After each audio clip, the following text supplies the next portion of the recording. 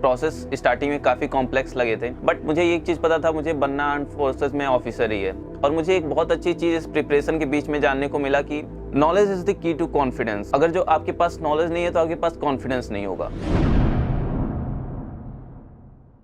Welcome जय Hind defence aspirants. 300 के subscriber special week में आज की कहानी है गौरव की, जिन्होंने फर्स्ट अटेम्प्ट में एनडीए 148 कोर्स के लिए 21 एसएसबी भोपाल से अपना रिकमेंडेशन प्राप्त किया है। आइए सुनते हैं गौरव से, जो कि head constable Uttar Pradesh police के बेटे हैं, कैसे उसने अपने पिता व अपने पूरे परिवार का नाम रोशन कर एनडीए में अपने पहले ही प्रयास में सफलता प्राप्त कर ली।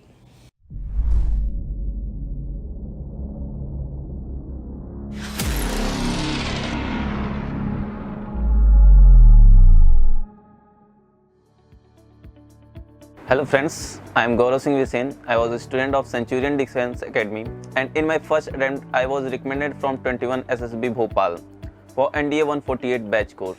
So here I am going to share with you all my success story. So मैंने प्रिपरेशन तो काफ़ी पहले से SSB की स्टार्ट कर दी थी। When I was in 11th थोड़ा थोड़ा करता था। प्रोसेस स्टार्टिंग में काफ़ी कॉम्प्लेक्स लगे थे, बट मुझे एक चीज़ पता था, मुझे बनना आर्म्ड फोर्सेस में ऑफिसर ही है। So my destiny, I am going to decide my destiny.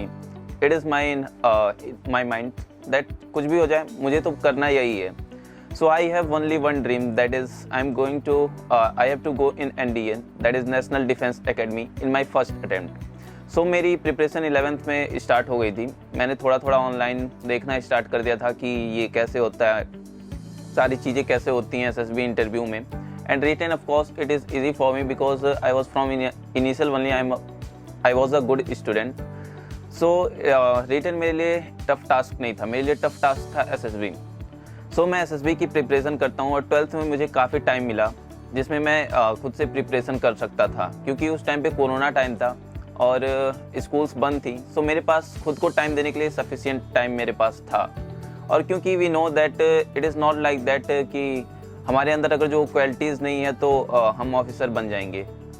You all know about 15 OLQs। सो मुझे अपने अंदर वो सारी इनकलकेट करनी थी। तो मैंने सेंचुरियन की यूट्यूब पे क्लासेस आती थी, यूट्यूब पे वीडियोस आती थी, मैं उसे प्रीफर करता था चीज़ें सीखने के लिए। सो मैंने स्टार्ट करी वहाँ से और सारी चीज़ें अपने अंदर धीरे धीरे मैंने इनकलकेट करना स्टार्ट करा।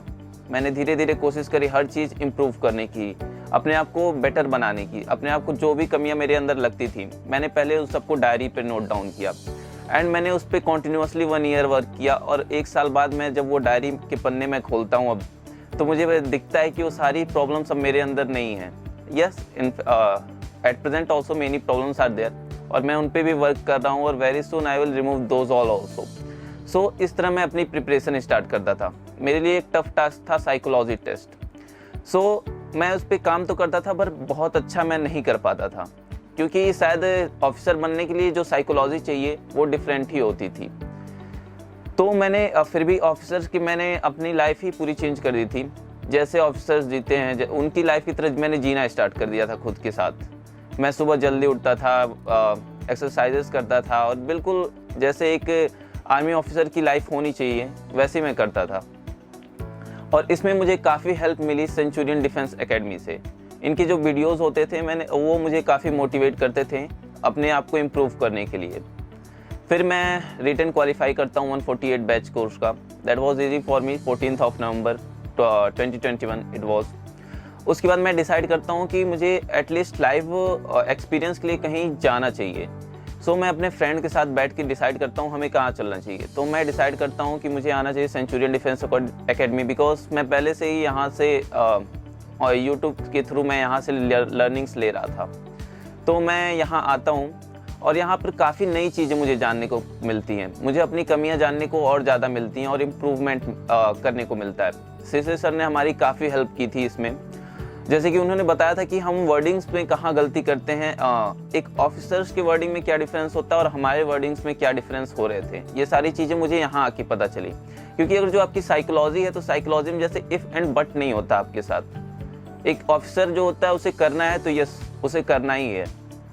सो ये सारी चीज़ें मुझे यहाँ आके साइकोलॉजी में अपने पता चली जो कमियाँ थी।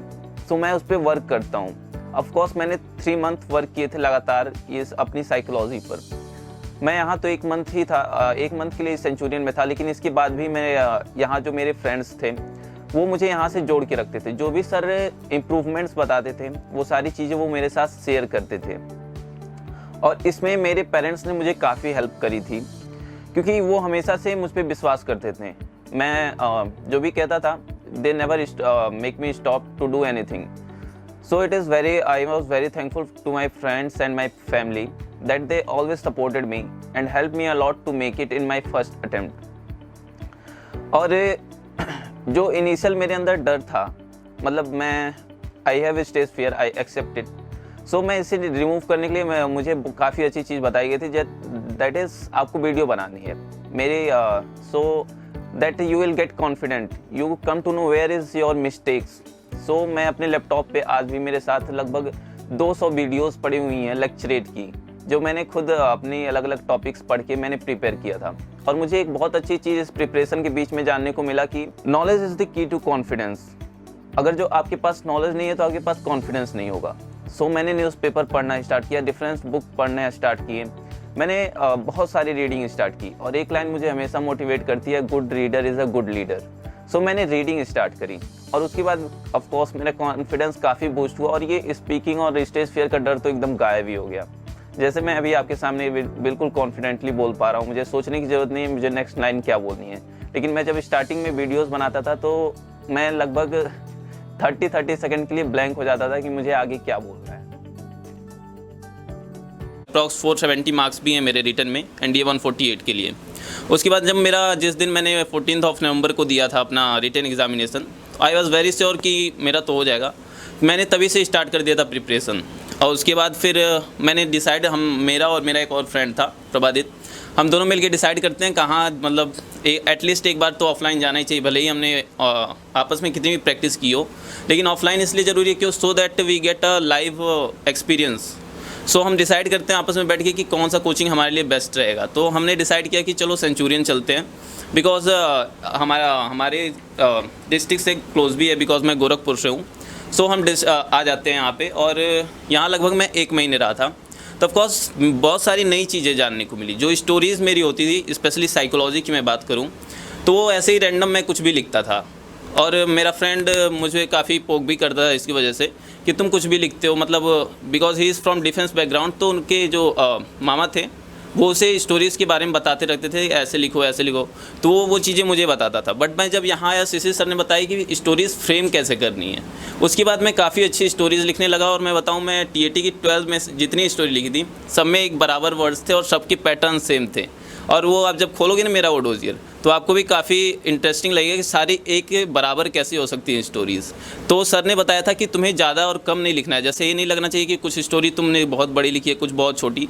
तो ये बात मेरे ध्यान में थी, और सर ने एक बात बहुत ही इंपॉर्टेंट बोली थी, इमोशंस शेयर करने के लिए। तो मुझे भी, मैं सारी स्टोरीज़ में अपने इमोशंस शेयर करने लगा। उसके बाद मैं यहाँ भी जब भी PPDT होता था, मैं जनरली स्क्रीन इन हो जाता था उसमें। सो ये सारा रहा था। उसके बाद GTO के लिए कर्नल शर्मा ने सर ने और यस सर ने काफ़ी हेल्प करी हम सबकी। हम वहाँ जब ग्राउंड जाते थे तब भी हमारे काफ़ी हेल्प करते थे सर वेज फाइंड करने में। वो कभी यस सर ने हमें ये नहीं बताया कि तुम्हें अप्रोच कैसे करना है, वो बोलते थे कि तुम खुद आइडियाज़ लगाओ, अपने नोट आउट बढ़ाना सिखाते थे, बट ज़्यादा नहीं सिखाते थे, क्योंकि वो जानते थे कि ओवर टीच हमें नहीं होना है, हमें जो हम हैं हमें वही रहना चाहिए। सो ये सारी चीज़ें मैं यहाँ पर करके गया, और जब मैं वापस से, तो ये सारी करके मैं चला गया था। बस 1 महीने पहले ही मैं मेरी इंटरव्यू की मैं यहाँ से चला गया था, 1-1.5 महीने पहले ही। तो फिर, लेकिन फिर भी मैं यहाँ से कनेक्टेड था एकदम, मतलब जो भी यहाँ पे होता था मुझे पता चलता था। मेरी एक फ्रेंड थी सिद्धि, बहुत सारे आप जानते भी होंगे। तो what ever going on in here, what ever sir और बाकी टीचर्स जो भी बताते थे, जो भी स्टोरीज़ होती थी, तो वो रोज़ इवनिंग में वो सारी चीज़ें मुझे बता दिया करती थी कि सर ने ये बताया है। और जो भी पिक्चर्स यहाँ होती थी डिस्कस, या फिर जो भी टॉपिक डिस्कस होता था, तो वो मुझे बताती थी कि सर के व्यूज़ क्या थे। सो इस वजह से मैं कोचिंग से दूर रह के भी एक तरह से कोचिंग में था, और वो बहुत अच्छे से मुझे समझाती थी। तो I was very thankful to her, because उसने मुझे लास्ट तक, मतलब मैं जिस दिन गया था उसके 1 दिन पहले तक उसने मुझे सारी चीज़ें बताई थी। और इनफैक्ट मैं बताऊँ, मैंने जो PPDT में स्टोरी लिखी थी वो भी उसी की बनाई हुई पिक्चर, मतलब उसी की भेजी हुई एक पिक्चर थी, उसी पे मैंने स्टोरी लिखी थी 2 दिन पहले अपने इंटरव्यू से।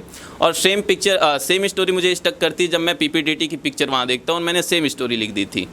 तो ये सारा था। उसके बाद फिर हम ऑफकोर्स यहाँ से जाने के बाद भी हमारा ग्रुप बना था एक फ्यूचर ऑफिसर्स 2.0। यहाँ के बहुत सारे स्टूडेंट उसमें थे और हम वहाँ पे प्रैक्टिस करते थे रोज़ इवनिंग में। ये सारा एक्सपीरियंस था मेरा।